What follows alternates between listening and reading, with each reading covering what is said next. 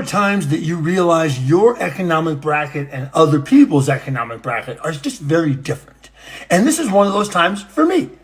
This $75 million estate, I can get my head around the beautiful estate, sitting on the ocean. Check out the view. Nice pool, little ocean action.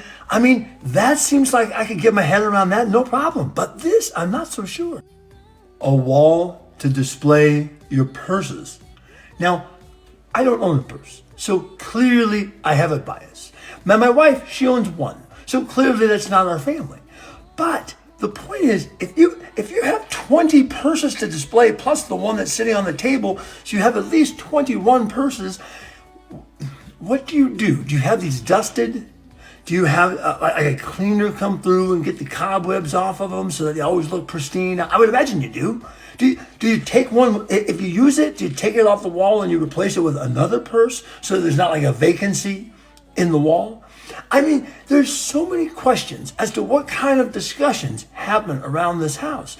I think there's a lot to do hanging out in the Bahamas. You got the beach right there and the whole nine. I'm not sure I'm inside the house discussing purses at any point with anybody. So clearly I'm in the wrong tax bracket.